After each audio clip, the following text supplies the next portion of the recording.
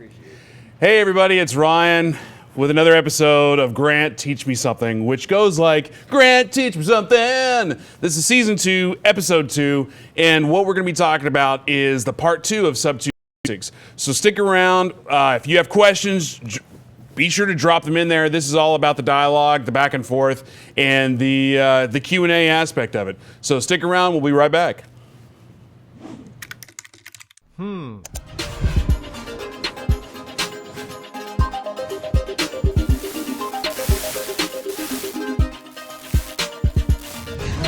Teach me something.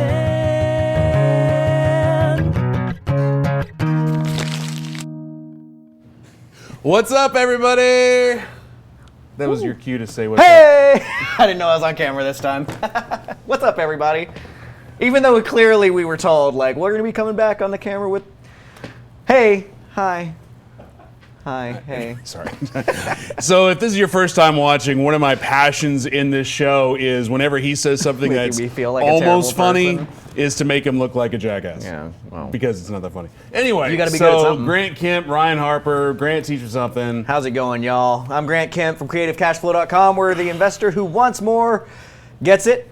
And this is our weekly partnership between Creative Cashflow and Propelio to come and teach you guys some cool stuff. Yeah, and this is part 2, so if you haven't seen part 1, Go see it go watch it. after this. After this. So one of the things I introduced last week that was a great idea from Ryan was after season 1, his thought process was, hey, look, how about we start doing a little bit more of like some mini-series, to where we can kind of build on ourselves, and I think that's good. It'll be good for everybody to try and take that foundational aspect of it, because season 1 was just kind of like me driving in like, guess what we're going to talk about today? Like, That clearly is not the case of season 2. that's clearly not the case of season 2. Clearly. So last week what we did is we covered like a bunch of abbreviations that might get thrown out, right? What are some things, some abbreviations that you might see a lot? Sohail actually reminded me of one that was on our comments of last week's video, which, by the way, reminds me to say, please comment on this stuff. Even if you're watching this on a replay, we monitor that. Tag us. If you've got a question, I'd love to answer you. So, tag us, comment on it, we'll come through. But Sohail was like, what about UL? Because I say UL all the time when I'm writing that, and that's a great one. So just as to finish up on that side, UL I know what it is. was UL. Underlining lean. Underlying lean. Yeah, girl. Did I say lining? I meant that one. Yeah, underlying lien. It is and lien, by the way, L-I-E-N, being a lien, being a debt on the property. So what we're doing is we're kind of building off of that from last week. We're going to build today on some knowledge about what Subject 2 is, what owner financing is, how that kind of stuff works, so that as we continue on in this season, we'll have a little bit better of an idea of what we're looking at and how this all works. And quick shout out, I see Colby K is watching. Colby K, he's a big social influencer out of Phoenix. What's up, Colby? He's making his way into more of a real estate. Colby, this series with Grant, the Grant Teach Something, if you want to really just mind meld of owner finance and Sub2 basics, this show Wednesdays is the place to be. So thanks for tuning in, man. Yeah, that's awesome. Good to see you. Good to see everybody. Everybody that's watching. Thank you guys for tuning in. I'll tell you, this has been really encouraging for me personally. Over this last couple of weeks, I've gotten so much feedback from you guys that are going out to the Propelio Academy, watching our videos on how to do the owner financing stuff, and just coming in, and I'm getting it's just so cool. It's so cool to meet everybody who's doing deals and coming in and be like, dude, I just finished this deal up, and I would have never been able to do it without these Grant Teach Me Somethings and that kind of stuff. So please eat it up, ask us questions, and we'll do everything we can to help you get to that next plane, right? So let's get to that next plane. So let's get to that next plane. So I hope that a lot of you were there last night at the Propelio event. It was an awesome event. Had some great costumes with our Propelio here, and which, without seeing the Winnie the Pooh hat, sounds like it could be a very different costume, Propelio. Yeah. And it is funny. Again, we'll get to the meat of it real quickly, but I do want to say thank you so much for everybody coming out. It was rainy and crappy for like 3 days straight. Yeah. So to have the amount of people we had was great. There was still about 300 people, which was awesome. Totally. Which is, and again, is so funny because I'm like, crap, we only had 300 people. Which it's like the biggest. It's still the biggest one in North Texas, but it's like when you're used to like 500, it's like, why does it have to rain? Speaking of rain, what a fantastic transition into our first talking point. Ooh. Owner financing. You will hear us talk owner financing and seller financing. You'll hear those two terms thrown out a lot. Those terms are umbrella terms. Those terms, owner financing, and you'll see me abbreviate that a lot as OF, and seller financing. Seller financing and owner financing are the same thing. It's a synonymous phrase, and it's an umbrella phrase. Now, within that phrase, there are going to be different strategies that are also owner financing, like Sub2, which is really short for subject to, which is you would put that in quotes. Right. There is also gonna be like wraparound mortgages, right? Wrap mortgage. And then there's like your free and clear owner financing, okay? So the umbrella, because it was raining, there's our, see the transition, you get it? Well, real quick, I'm glad you talked about the semantics of it. In real estate, as you're in this little world for more than like a day and a half, you will get more and more and more confused until you realize that each term, each word, each definition can really describe 3 to 4 different things. Because when you talk about show me the HUDs, it's like, what do you mean? Well, what does HUD stand for? Housing, urban development. Oh, shit, what does it mean? Yeah, you're right. Housing and urban but development. it's like, but you said paperwork. Yeah. But you also meant this department. Yeah. You also meant this type of house. Yeah. Right.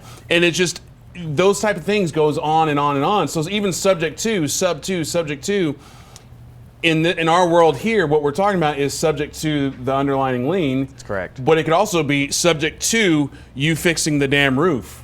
So, I mean, I don't know why I'm getting violent and aggressive with that, but that's fix the roof. Fix your roof. Yeah, what I'm saying is, in this world, the semantics is Sub2. We're talking about the owner finance in that world. Totally. But Sub2 could literally be Sub2 you fixing the foundation. Right. Exactly. Sub2 whatever. Yeah. So subject to, you're exactly right. That phrase, it just means that we're buying it subject to something happening. Right. Now, again, in this world when we're talking owner financing, and if your context clues lead you in, subject to, or sub to, more specifically, is implying we're going to buy the house, we're going to leave the mortgage in place as is, and we're going to continue to pay those payments on our seller's behalf. And that's why you need to fake it till you make it, until you understand what you're talking about. Like in that conversation, not like long term, but like, oh, okay, now I'm up to right, speed. get the Now- context clues, Yeah. figure it all out. Yeah, for sure. So we've got these umbrella terms, owner financing, seller financing, they mean the same thing. Within that world, you've got Sub2, you've got wraparounds, you've got free and clear owner financing, and those are all pieces that we need to understand after watching Grant Teach Me Somethings, after watching the Propelio Academy, right? And so this is what we're going to be building out this season. Is we started with a bunch of the abbreviations and baseline knowledge bits last week. Let's start with our baseline knowledge bits on the owner financing today. Now that we understand that seller financing and owner financing are basically are the same thing, and that there are different strategies within it, let's talk a little bit about what owner financing is in general. And what I'm going to do is I'm going to start assuming that we're buying a house that has zero debt on it at all. This would be a free and clear owner financed home, because that's going to be the most simplified version of what seller financing is. And so it's going to help us to understand the principles of what we're talking about here, okay? And as always, if you have questions, drop them in. We'll monitor them live and on the replays. And while you're tuning in, let us know where you're from, what state, what city. If you're watching live, if you're watching on the replay, blah, blah, blah. We like engagement. Yeah, absolutely. Please engage with us. We like talking to you. And I promise not to use that accent while I talk to you digitally.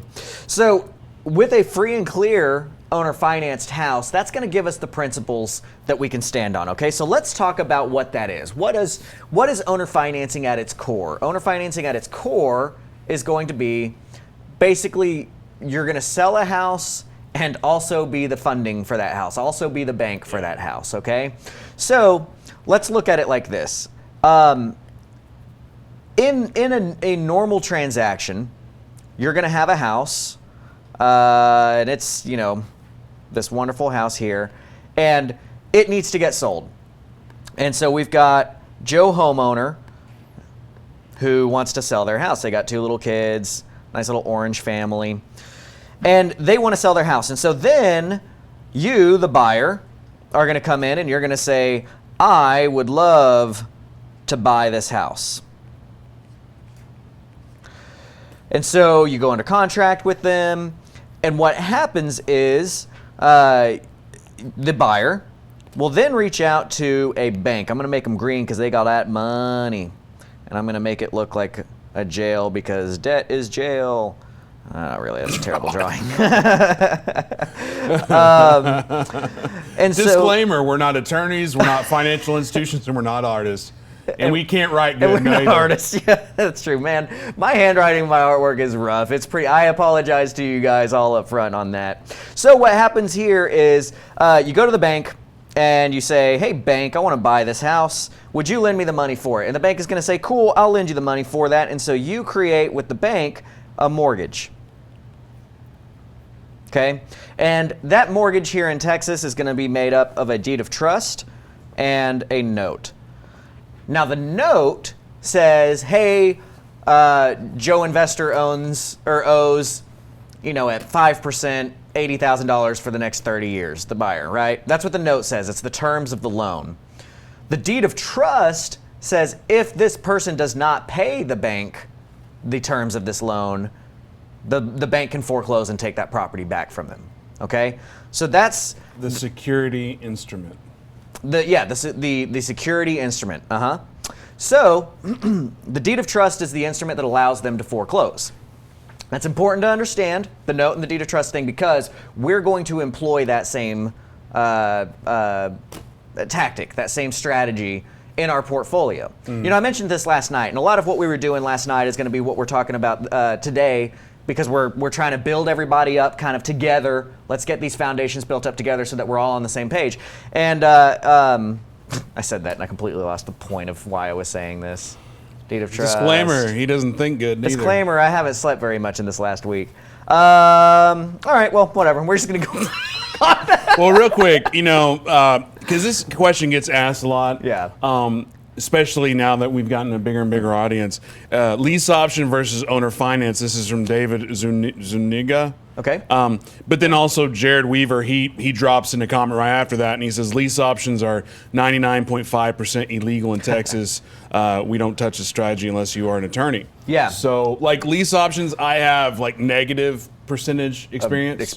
Right. I I do lease options. I do rent-to-owns all the time. So I'm glad you brought that up, because that is actually one of the legit things that I like to talk about in this session, in this like let's build on subject to and owner financing, because so often they are what's the word I'm looking for? Like they're not.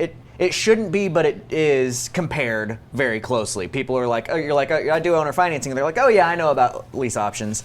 And they're two completely separate things, two completely different strategies. Now, with the lease option, the way that works, and I'm going to say lease purchase, lease option, rent to own, I'm going to use those synonymously. There are minor differences between each of those strategies, but they're minor enough that for the purpose of what we're doing right here, I don't really feel like it's, you know, you don't need to know that. So with a lease purchase, rent to own, whatever, the way that works is you go under contract with somebody, they become a tenant for a period of time, and within that period of time, they need to satisfy some other kind of requirement before you're able to, or before they get the deed to the property. With seller financing, you're getting the deed to the property on day one. Okay, so that's a big difference right there, a major, huge difference. Now, Jared was correct that 99% of the time, and I won't say 99% of the time because I think that's too high. Majority.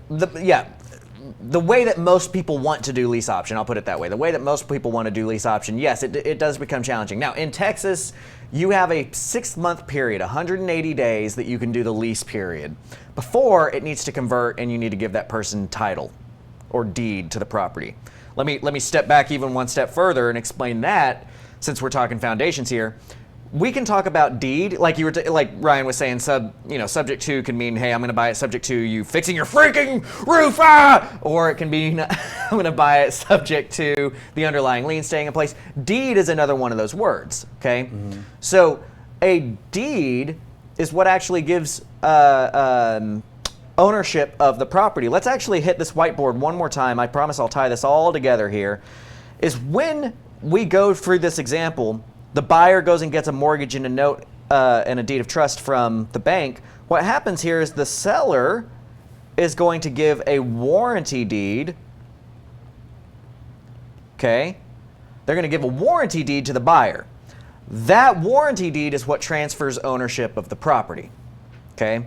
So when we say deed, we might be referring to the literal piece of paper, the warranty deed, which there's a couple of different types. There's a warranty deed, a special warranty deed, a couple different things. Or you may just straight up be saying, who has title to this property? Who has the deed to this property? In other words, who is the owner of this property? Okay? Take that one step further. I said title, right? I said, who has title to this property? And you may be thinking, wait, how does that... So there's title companies, what's the... Right. That's another one of those things, right? It gets confusing. I understand how hard it is to get into this industry. Trust me, because we got into this industry. But that's why I always say, not to cut you off, but that's why I always say the best way to learn this industry is full immersion, watch videos, YouTube, read books, and just go, go, go, go, go. Mm-hmm. That's the best way to learn. Because again, there's no way you're going to pick up on all those semantics of all the just randomness, right, unless you just pick up in those conversations. Mm-hmm. So just to finish that thought, title can say who has title to the property. In other words, who has ownership of the property. In other words, who has the deed on that property. But title can also be referring to, like when you go to closing, you need to search title. You need to see that the chain of title has occurred. That means the person that's selling you the house actually owns that property.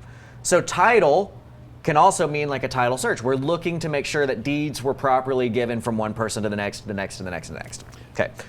Oh, sorry. Go ahead. So, sorry, I've like sidetracked. I've got 3 layers. I'm like an Inception. I keep going one layer deeper and deeper. So we're coming back up to the start. So you got to take notes. So, right, exactly. So Jared's point, saying, hey, lease options are hard to do in Texas. They are hard to do in Texas. Within 6 months, that person that is leasing, you have to give them deed to the property within 6 months. Now, you can go over 6 months. You can go up to 3 years in Texas on a lease purchase, a lease option, if you have written requirement from the underlying lender and you jump through a bunch of other hoops. Now, the part that I'll disagree with Jared is he said stay away from it unless you're an attorney. I'm not an attorney. I use it all the time. But I use an attorney to make sure that my paperwork is done the right way. Lease options are a very viable option for some specific instances, and we'll get into that into some of these later episodes, right? Because we need to build to some of more of this advanced stuff. That's going to be one of the things that I'll tell you down the road as an advanced strategy, is another way to make sure that you're fully capitalizing on every lead that you have. Lease purchases can be great for you. Now, I think we're in the second to first level of inception here at this point in time when I say that's for Texas. Outside of Texas, the majority of states do not have the contract for deed states or laws that we have. Now, in short, the contract for deed laws are what restrict us from doing lease purchases here in Texas. Outside of Texas, lease purchases, contract for deeds are an excellent strategy. It is the way you should be doing things on your sales side, is through a contract for deed if your state allows it. But just to go to show how important it is, if you were there yesterday, you heard me on my soapbox for a minute. I'm going to get back on my soapbox right now and saying, guys, we're in a really cool point in history right now, because what you're seeing is this massive wave of energy and new investors and people that are watching these Propelio videos that share a vision, that share our why, that want more out of this situation, and we want to do things the right way. It is up to us to change what a real estate investor is perceived as. It is up to us to not be snaky and trying to get things past anybody and doing things the right way, especially when it's not in our best interest. That is something that we can all do together here, right? Real quick, you're talking about out of state and all these other things. This is my opportunity to say, consult your attorney. Please consult your attorney. We are not attorneys. We are not CPAs. I do a lot of real estate investing. I've consulted with attorneys, but they were engaged by me. You know what I mean? It's like you need to do your own due diligence. Trust but verify. And real quick, I don't want to detour you too much from getting back to the original point. I do just want to give a couple of shout outs to people on YouTube. Looks like we got Mick, Dominique, Jesse. Mick is from San Antonio, Jesse from Norfolk, Dominique from Memphis. Jesse, there's also a gentleman on Facebook who's from Norfolk. Let me see his name, Matt Sadith. So if y'all don't know each other, I mean, Propelio is all about connecting each other, so maybe one of y'all should jump on Facebook, one should jump on YouTube, and y'all should connect. So, because real estate is all about networking. It is. It really is. You know, I do personal mentoring, subtle plug, and a lot of my students, you know, they're always asking how to get deals, and they want to know more and more about the marketing side and whatever this might be. And one of the consistent things that I train people and try to get through to their heads is networking, man. Networking is where you get so much done, from private money to deals to just whatever it is. And I'll tell you, that one is, nobody ever wants to take me up on that one. Nobody ever wants to pay attention to that as being important. They just want to know how to send out a piece of mail, and that's not how it's all done. Mailers are great. Direct mail or direct marketing in any form is great, but you've got to get in front of other people that are doing this business. I feel like real estate investing, especially beginners, is like that what is it, Idiocracy movie, where people are like, I like money, like that. Like literally, it's like, because that's me. It's like, I don't care what strategy, I just like money. Yeah, so totally. Anyway, are we back to like 1 or 2 so now, or are we back to 0? Now I think we're back to the original dream. Do you even know what that was? Yes. Hold on, nice. let me get my totem out. Where's the, nobody look. So back to where we're talking about this model of owner financing and what that looks like, right? I think we're back to, I hope I didn't skip any of them. We went pretty deep there. So let's hit back to our whiteboard here. This is what our traditional financing is going to look like, okay? This is our traditional bank model. Oh, I did skip a level because I remembered the thing that I wanted to say. So the thing that I wanted to say is, and I mentioned this last night, this is where I lost my train of thought earlier. We've seen the banking model, the mortgage model work for almost 100 years now. Mortgages as we know it were really created back in the 30s. I don't know if you guys realize that. It's a fairly recent-ish invention, but we've seen this model work for a long time. And last time I looked at a Bank of America or Wells Fargo income statement, which was, I guess, 3 years ago, 2 years ago, something like that. So it may have changed, but they were making 95+% of their income off of mortgage interest. That means that every CEO's golden parachute, every Super Bowl commercial, every bank that's on the corner, and every employee that's rolled their eyes at you getting paid $15 an hour has been paid for off of mortgages at 3.5%. And what's the going rate for a mortgage and owner financing when we sell it? Do you know?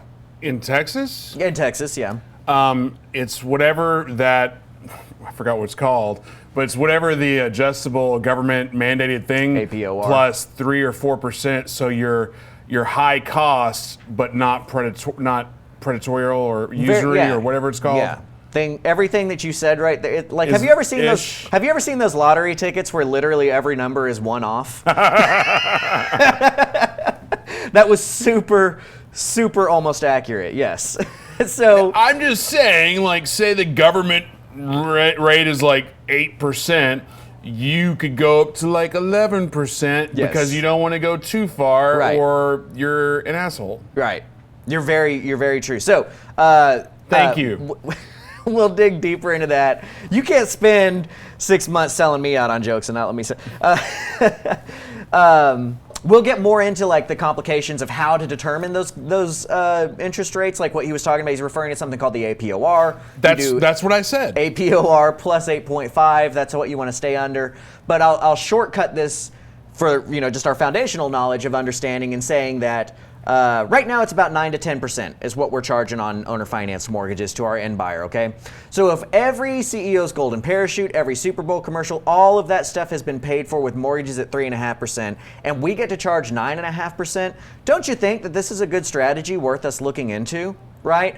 Just because the banks have a bunch of money does not mean that that's a strategy that's exclusive to banking. We can look at that strategy that they have created and say, how can we employ this in our strategy, in our portfolio, to give us the kind of financial security that these CEOs of Bank of America have? Now, granted, I'm not going to act like I'm going to teach you how to go out and have the same financial security as freaking Brian, what's-his-face from the CEO of Bank of America, but I am going to say that with this strategy, with that exact train of thought, that is how I went from being a guy who, I've said this too much recently, but I've never really told my story before, but, my grandfather was an oil rig worker. I grew up in a 1,000-square-foot home with gang signs tagged on the front of it, right? We don't come from money.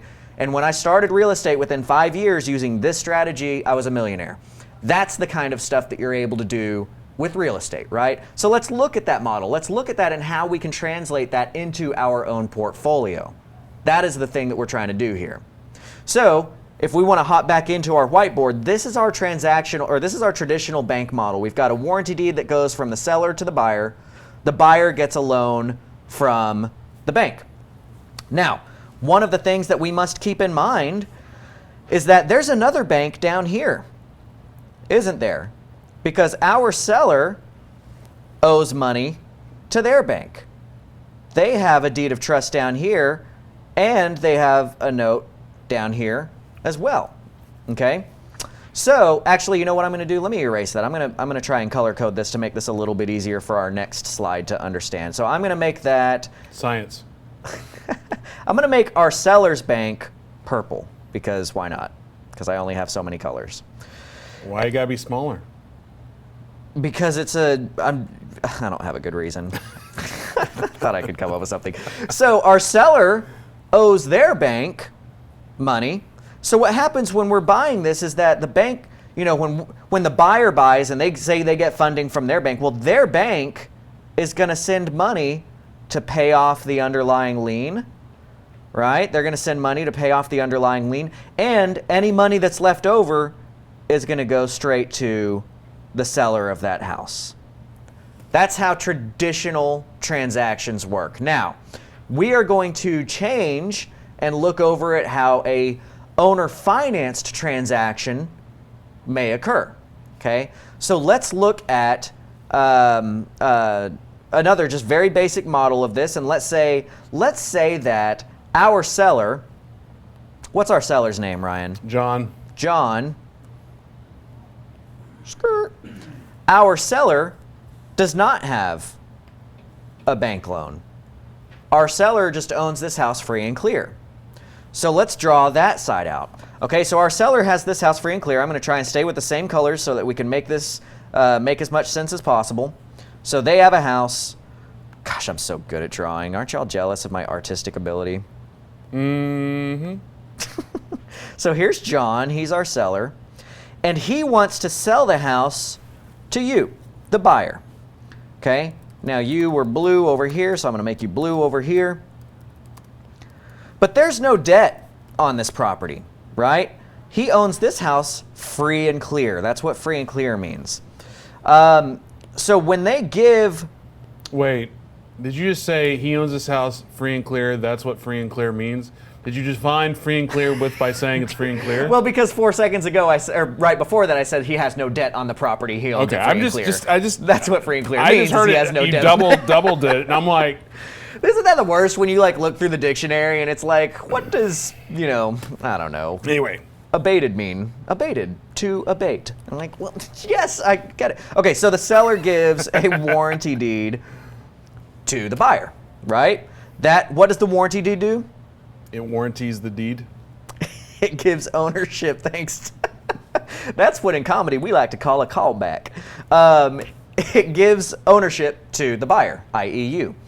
But instead of you going to a bank and standing in front of a banker with your tax rates out and all that kind of stuff and getting a loan from them, you're going to get that loan. So what did we make it? We made it green, right, for our bank. Instead of doing that, you're just going to give the seller a note, and a deed of trust.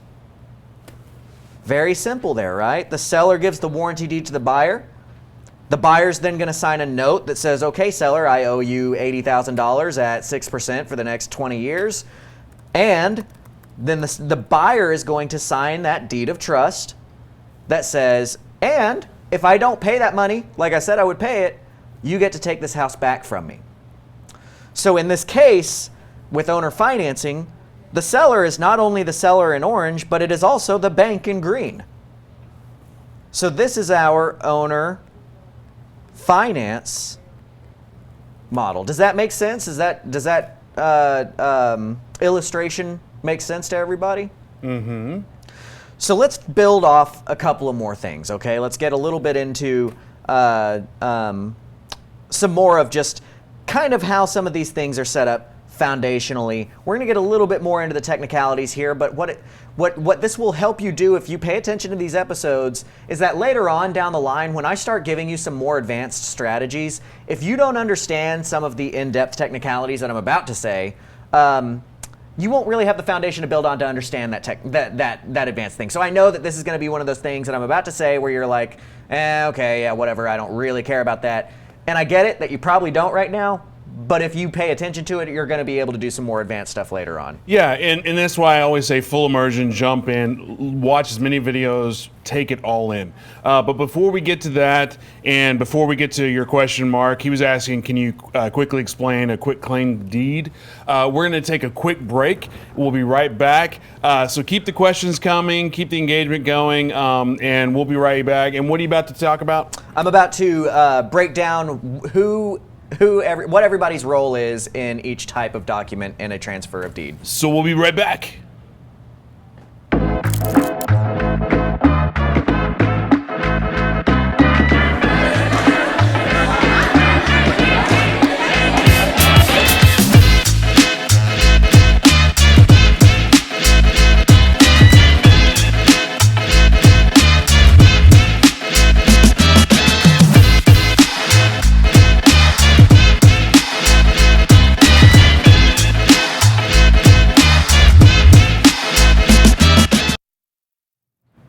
And we're back. Haha. Just like that. Woo. Okay, so I just want to address. This is how you like introduce back from a commercial break, right? Is you say, I don't know. Quitclaim deeds aren't really valid in Texas, so I know I see them out there, but that doesn't make them valid. I've had somebody file a. Oh gosh, what did he call it? I don't know. People file crap all the time. It doesn't just because it's filed doesn't mean it's real. Quitclaim is one of those things in Texas. So I don't know. But it's on the internet. But it's on the internet. Yeah, other states quitclaim deeds work. A quitclaim deed is my understanding of a quitclaim deed is basically the ability for somebody to. It's kind of my understanding is close to like a deed in lieu of foreclosure. It's a way to sign the deed over to somebody really quickly. Letting go of your claim to that property. But again, not something that I really know about. We would want to consult somebody like maybe Matt Aycock would be a good guy to answer that question. He's got law offices in a couple of different states, so he might be able to answer that question for you better. But part of being a good educator is knowing when to admit I don't know something, so that you trust when I tell you that I do know something. And Mark, I'm going to copy this question, and we'll get to it to the end. I don't want to. I am notoriously bad at detouring Grant from what he's trying to get across, but I'm also notoriously bad about saying, give me more meat. So I'm going to let him continue giving us meat, and then we'll get back to you at the end of this. Perfect. Okay, so let's look at the roles of each person in each of these documents that I'm just talking about, okay? Again, boring, but I'll try to do a little jig for you while we're doing this. Okay, so a deed of trust, okay? Deed of trust. If you look, because you can search title. Title is a public, you can go to your public records, the county clerk, and look up these documents. The warranty deed, the deed of trust, those things are public. When you're doing that, you're going to see a couple of different roles. You're going to see a grantor, which is my nickname, right? Or a grantee, which is my little son's nickname. Because it's like a little tiny version. So grantor is going to be the person who's giving something. Grantee is the person who's receiving something, okay? Now, a deed of trust is the borrower signing something that says, hey, I'm going to give you the right to foreclose on me if I don't do what I said I was going to do. So the grantor is going to be the buyer. Okay? The grantee, and actually it's not called a grantee, it's called a, but it'll show up as a grantee on your title search. The grantee is going to be, it's really called the beneficiary. Let me go ahead and just write that down. Beneficiary is going to be the lender. Oops, I should make that green. So our lender is the one receiving this. Gosh darn it. The lender is the one receiving this deed of trust. The lender is one that's receiving the right to foreclose. Now, there's another role that's in the deed of trust as well. That role is called the trustee. Now, the trustee is another player of the game, and that is the lawyer slash attorney. Now the trustee is going to be the person who is actually going to be doing the foreclosure. Okay? That's going to be the person who's reading the document out on the courthouse steps. One of the reasons why I want to bring this up to you is that one of the great lists that we have for buying houses, which Propelio.com will offer for you, which I used to pay big money to people to research for me every day and pull up, but now I don't. I just use Propelio and they provide the list for me, and that's who I market to, is an appointment of substitute trustee. Because here's how this goes down. For instance, I just had, I'm closing on a house this week. Matt Aycock, who I just mentioned, created the note and deed of trust for me. Well, Matt Aycock is the trustee on that deed of trust. But when it comes down, if I have to foreclose on that person, it may not be Matt Aycock that's going to be the one that actually goes out and does that foreclosure. He's running a very large firm. He's a busy man. That might not be him. So he might appoint one of his attorneys in his firm to be the person who actually handles that foreclosure. Well, in that case, they have to publicly file a piece of paper called an appointment of substitute trustee, which lets us know that a foreclosure is about to occur. And that is one of those great lists that Propelio.com provides for you, is everybody who has an appointment of a substitute trustee filed, they're about to get foreclosed on. So why don't we start marketing to that person and try and buy that house, right? So a deed of trust has your grantor, your grantee slash beneficiary, and a trustee, okay? Important to know how that works. Then you have a warranty deed, okay? So on a warranty deed, or you'll see it as DT. And as he's writing, it's getting a little quiet on the comments, people. We got some people watching. Yeah, you know, yeah. It's all about interactiveness. If you've got questions, please let me know. Even if you don't have questions and you just want to say we look good, I want to hear that too. You look extra good. Did you know that? What brand is that jacket, Ryan? I don't think it has a brand. Let's show him the brand. His name is No, Q. not that side. Oh. Yeah, look at this. The Ryan Harper. Can you see that? This fool has a jacket that says Ryan Harper and the freaking. That's what happens when you're baller and you look good, Ryan. It's the custom Q Custom Clothier out of Dallas. Okay, so on a warranty deed, who would be the grantor of that warranty deed, and who would be the grantee of the warranty deed? Let's look back, and I want you guys to comment on this. I wasn't paying attention. I want comments from the people watching, right? Who do you think is going to be the grantor, and who do you think is going to be the grantee in this deal? If we go back to our original picture here, this is our view of a seller giving the warranty deed to the buyer, right? So if you were looking at this, who do you think is the grantor? Do we have anybody commenting yet on who they think that is? I know we've got a little bit of a delay, so I kind of... Tennille, she says you, the grantee. Grantor, you, grantee, seller. And then somebody else saying grantor being the seller. Mm-hmm. So it's a 50-50 split. 50-50 split. Well, the somebody else wins.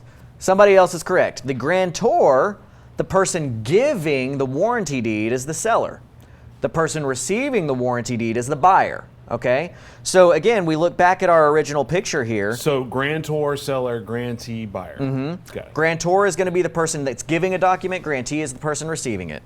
So the seller is giving deed right? The seller right here in this transaction is giving the deed to the buyer. That's how that's transferring over. Therefore, when we look at our grantor and our grantee, we know that our grantor is the seller and our grantee is the buyer.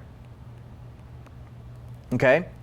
So that is something that's good for us to know because we're going to start using that later on down the road for our own purposes. I'm sorry. It's just when there's a funny comment, you got to read it. I want to hear it. James and Sherry, give me that deed, yo.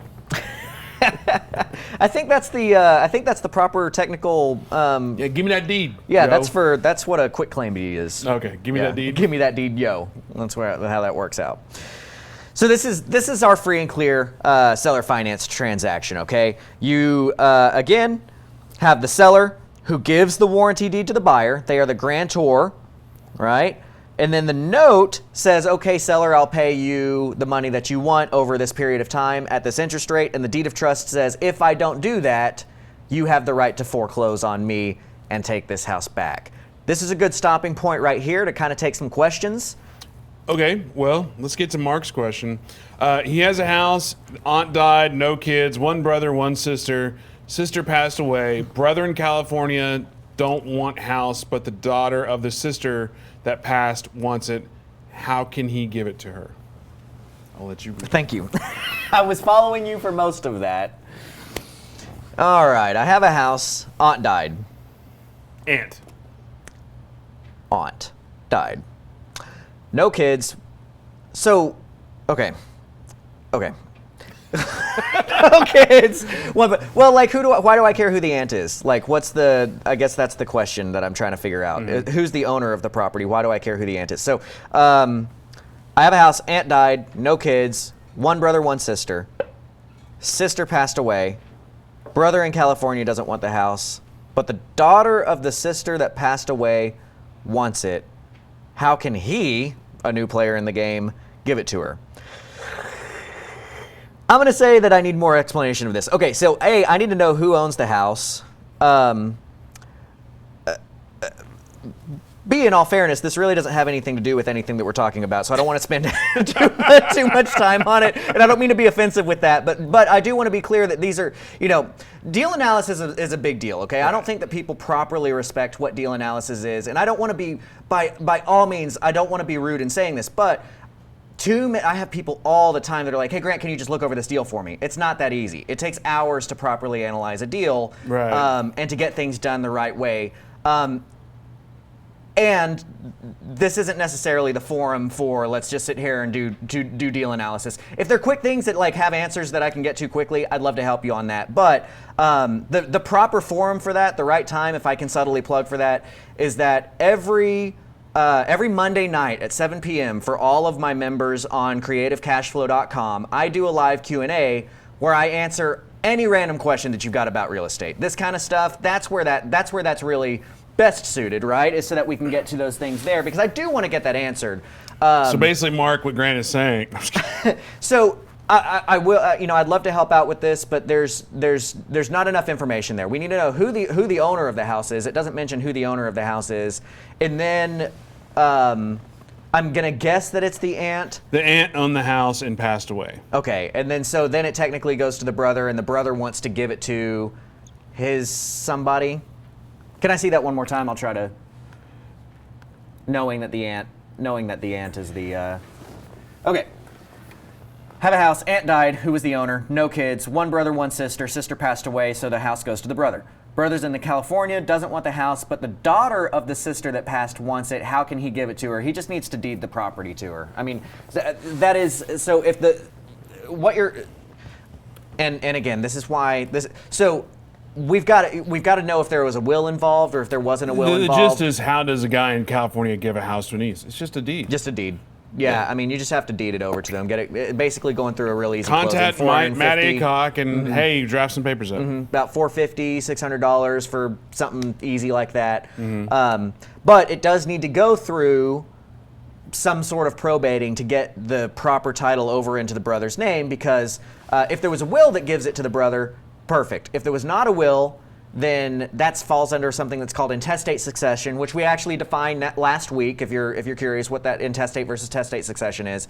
And at that point in time, you're going to have to do something that's called an affidavit of heirship that gives property title to the brother, and then the brother can, from that point in time, deed the property over to his daughter or whoever it was. Matt Smith has a good question, and it's a good question in the sense that when you look at it, you're like, well, that's obvious, but there's also underlying things there. The question was, could you explain why people buy notes? And I will throw in there, why would somebody even sell a note? Yeah, that is an awesome, I love that topic. You know, that's one of the topics that I plan to get into in depth further down this road, but it's a really good topic because what we've done here in this situation is created a note. Okay, we've created a note. Now, I want to have this hit home for us a little bit easier. So I'm going to transfer these roles here. Let's go one more step further and say that you own a house, free and clear. Okay. Which means it's free and clear. Which means that it's free and clear. You, the investor, own this house, and you're apparently about to do a cartwheel because you're leaning at a 45-degree angle. And so at that point in time, you want to sell it to a consumer. So you're going to sell that property to Joe home buyer, right? He's got his family. He wants to own it. And you sell it to them with a, so they give you the note. You give them, or I'm sorry, other way around. You give them a note. You've got a deed of trust. And they have a warranty deed to that property. That means that they own it. They're paying you on a monthly basis. You're making the money off of this. Okay, so we're switching the seller to be you. That's all we're doing. So now that you own this house and they owe you, and we're going to say that this note with you is a $90,000 note at 9.5% for 30 years, which means that your payment is going to be $756.77 every month coming in for principal and interest. Now, you've probably done that math before. Yeah. Okay.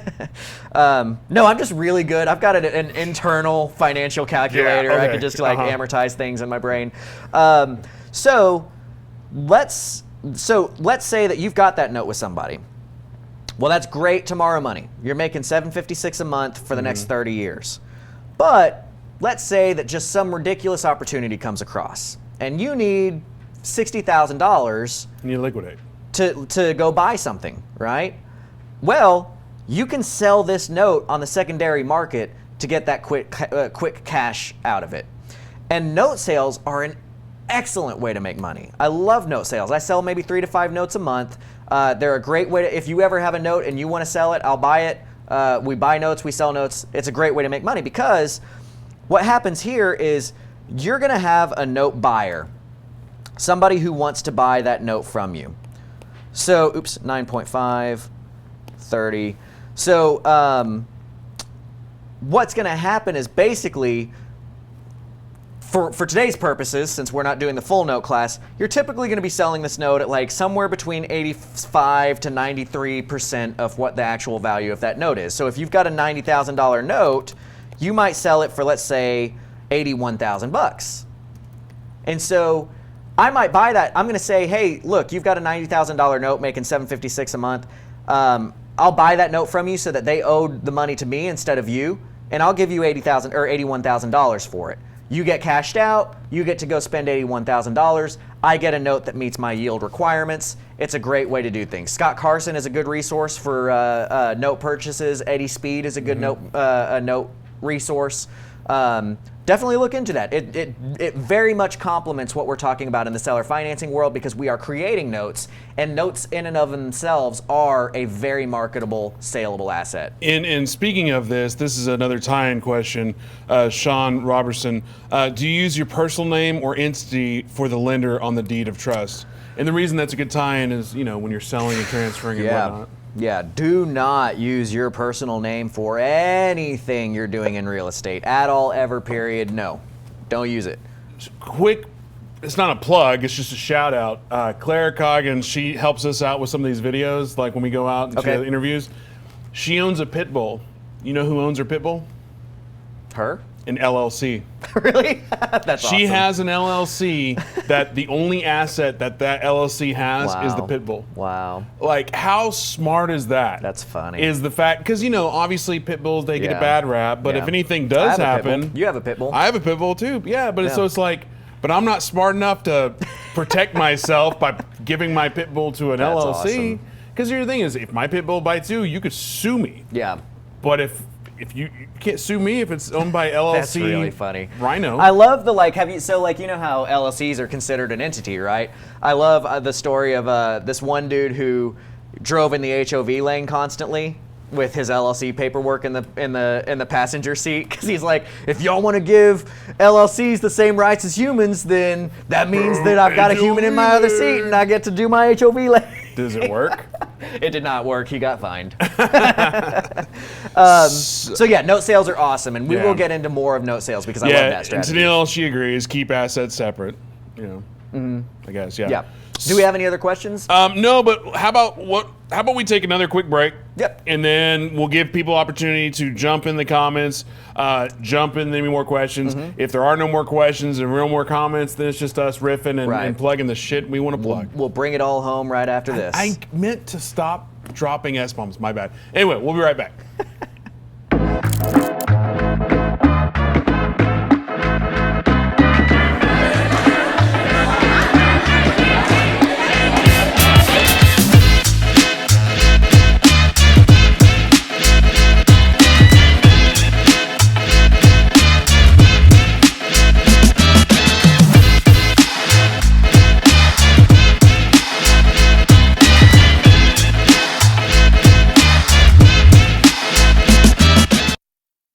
Grant just said he was going to teach us how to make money. So I like money. I like money.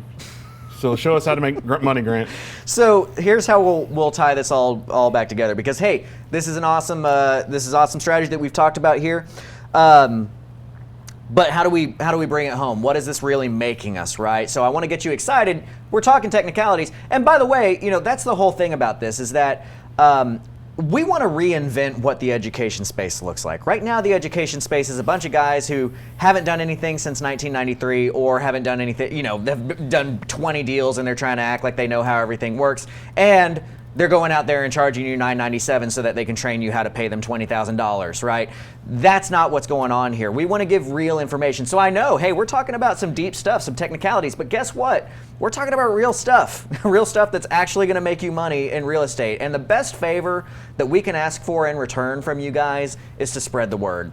Let other people know that there's a new player in town, that there's a different way to get this done, that you are learning from somebody who's put over $80 million worth of owner-financed mortgages on this in the market, and we're being an open book and training you how to get that done. Speaking about open books and real money and real players, do you want to do a live call with Kelly on how to negotiate for your transactional funding? Right. Well, she was texting. She's like, live caller. That's funny. She's like, I tried to call him. I'm like, we're live. I saw that she tried to call me. I was like, oh, I'm sad she doesn't know that I do this. You can throw it on speakerphone and be like, I want this percentage. Yeah.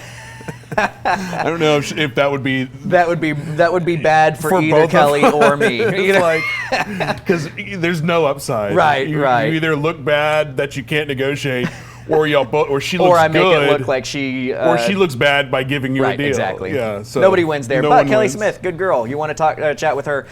So here's a perfect example of She's a woman. Oh, shut up. Me too. What? I can't identify. What? First of all, she had a badass costume. She dressed up as me last night for the. Did she? I didn't even see her. That's funny. She was just black shorts, black shirt, and like a beard. That's awesome. That's awesome. No, but that's a prime example. I would not know Kelly if it were not for the networking that goes on through Propelio. And I've got a deal right now where, like, it doesn't matter where you are in your career. I'm fairly far along in my career. But I've had my lender kind of screwed some stuff up on a deal that was supposed to close today. And so now I'm in a spot where I'm like, well, crap, what am I doing? Well, Kelly does transactional funding. I know her through this stuff. And so I'm going to get some transactional funding for her so that we can get that funded. We can get our sellers cashed out of that the way that they want to get cashed out of that. And then just whenever my IRA person's money clears out is when we will be able to finance back out of that. But so speaking of money. about money, let's look here at how much money you can make on a deal like this. Now, again, we're talking about basics here, right? We're building our foundation. So I'm going to act like you own this house free and clear. Next week, what we're going to get into is how, well, I said today was subject to. Next week is really how we're going to be building into what happens if there's already debt on the property or if you need to create debt on the property. This week, we're just building the theory of owner financing. If you owned this house free and clear and you sold it to this homeowner, $100,000, you get a 10% down payment, so you get $10,000 up front. You're going to have a mortgage with them for $90,000 at 9.5%, 360 months, which is 30 years. That means their payment is $756.77. If you look at the total income that you're making off of that loan over 30 years, you're getting $273,193 with 97 cents on a house that was only worth $100, and you got a 10% down payment up front. So add 10 grand to that. On that house that's worth $100, you're turning a $283,000 profit. That's a lot of money.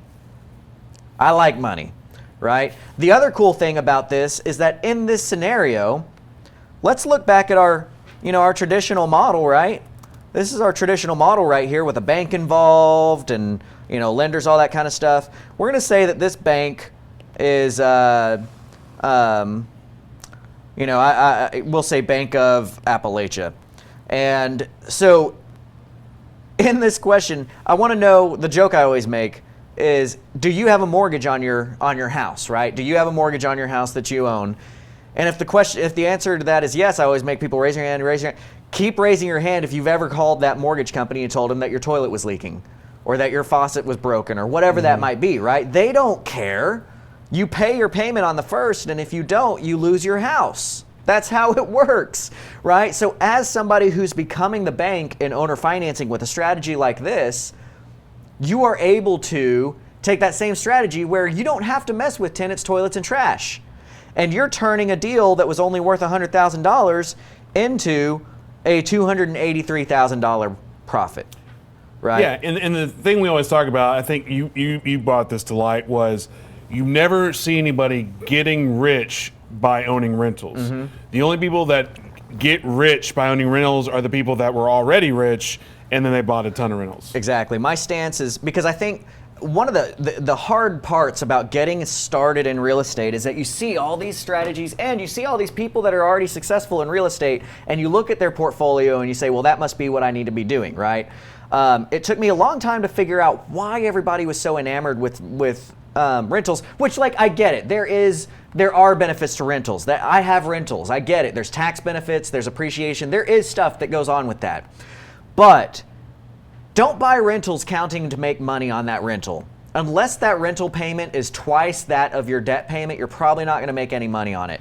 If you're in a position where you've bought rentals and it's purely just going to sit there and you're like, this will make me money whenever it's paid off, that's when you can buy rentals. What Ryan is referring to is I've finally figured out and formulated that people saw rich people had rentals and assumed they got rich off of rentals. No one gets rich off of rentals. Right. You get rich, then you get rentals. So we talk about strategies like this that give you today money, give you net worth, give you cash flow. Do not take the responsibilities of being a landlord. You're still going to do wholesaling. You can still do your fix and flips, all that kind of stuff. Build that portfolio. And then when you're in a place where you're marketable to get good rates from banks and can start taking down rentals, start taking down those rentals. Start getting that benefit from that. Do the buy rent or the buy rehab, refi, repeat models. So like today's market, I'm going to try to sound smart, but probably look dumb. Like right now, especially the North Texas market, is probably ripe for the owner finance market. Mm-hmm. As far as taking down rentals, it's probably best to liquidate because you're going to get at the top of your whatever you're going to ever get for it. Yeah, when you're in these... And then when there's a trough or a crash, it's not going to be a crash, but more of a correction, that's when you buy up all the rentals. Totally.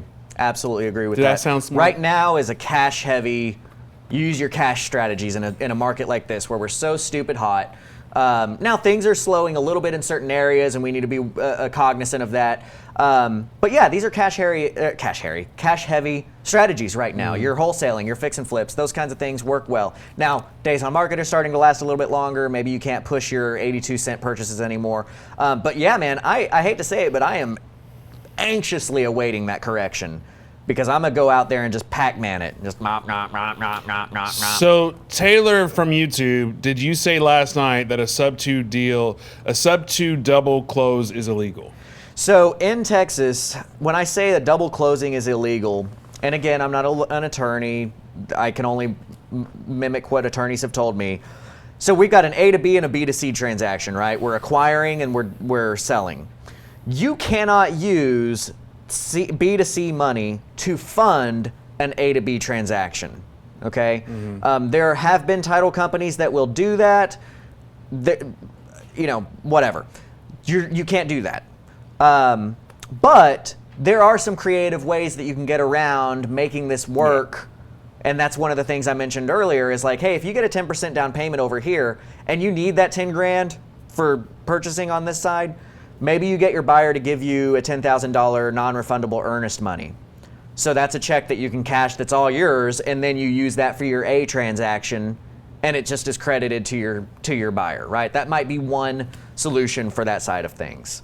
But yeah, be careful with you funding an A to B transaction with your B to C transaction. Consult your attorney, consult your title company on that. Yeah, because I know hypothetically in the past, it used to always be double closes like that, like the title company hook you up. But then after the Nancy Carroll thing, it was get yourself some transactional funding.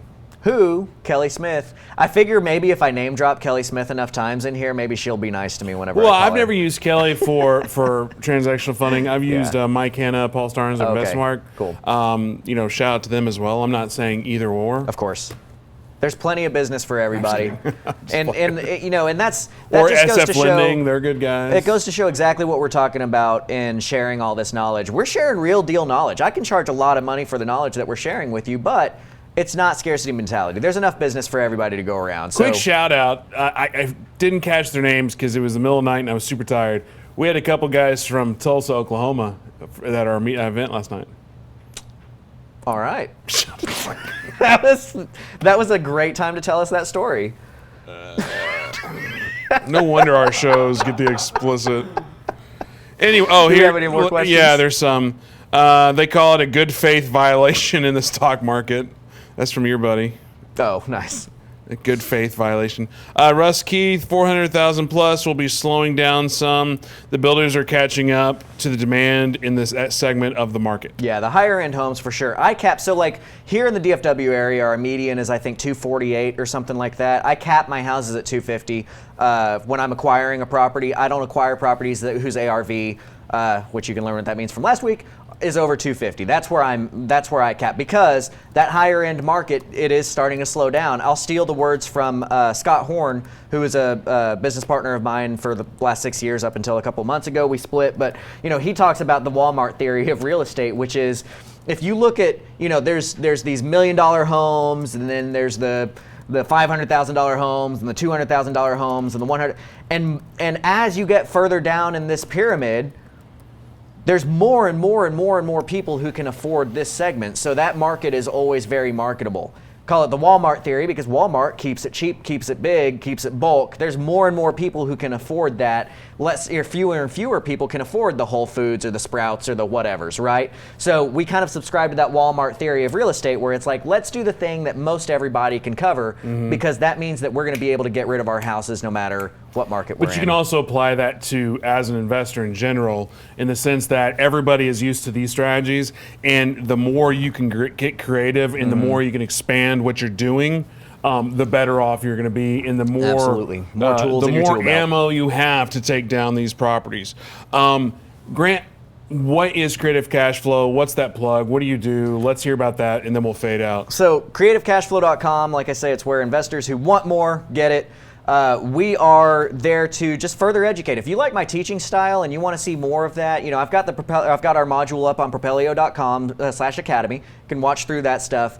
But there's going to be nothing. Everything I'm filming from now going forward is exclusive to creativecashflow.com. We've got a negotiations masterclass that is being uploaded right now that we'll be releasing this week. I also do personal mentoring. So if you want to learn more and learn more directly from me, and like I mentioned, we do live Q&As every Monday night, check out creativecashflow.com. It's stupid cheap for the online access. It's $650 for a lifetime membership, which is about to go up whenever the new modules are uploaded. So if you want to get in, it's better to get in sooner than later. And I'd love to get to know you guys further from that point. And Christina, thank you for watching. People love my ET. I do love that. Your grandma made that? It says Ryan 1983 on the bottom. That's so I don't know if y'all can see so that. good at it. You know, so that's why it's here. It's because my mom wanted it out of the house. And I was like, I don't want it. And then I saw the bottom of it. It's like, damn, that's from 1983. Yeah. I'll take that. That's legit pottery work. I don't know if she pottered it or just painted it, but it has my name on it, and it's dated, so that looks cool. And it's kitschy and it's fun. Right. And our monkey was from our last flip that we just picked up. That hopefully That was in there? That was in the garage. Trey and I were filming everything, and Daniel, and that was like the guys that were cleaning up. It was in the garage. I was like, that's going on set. As far as Propelio.com, if you need access to off-market lead lists, if you need access to true MLS comps through a broker's website, if you need to have, and you do, an investor-friendly website, Propelio.com. As Grant was alluding to, Propelio Academy, Propelio.com/academy, we are uploading stuff every single week, just dropping nuggets. Right now we're in the beta, so there are some bugs. So please get in there, and if you find those bugs, email academy@propelio.com. That's it on my end. Anything on you? That's it on my end. I love having you guys here. Look forward to next week when we're going to dive more into the subject too and start building upon our knowledge so that we can all be working together as advanced investors. Yeah, and a quick plug for the next show tomorrow evening, 7 o'clock Central Standard Time. We got Corey Thompson coming in for Redneck Real Estate. And then this afternoon, I actually have a whole host of lovely women to come in to discuss our Friday show, which would be Boss Babes. Nice. And it's going to be said like that, Boss Babes. Boss Babes. Anyway, we'll see you next week for Grant Teach You Something. We'll see you later, guys. See ya.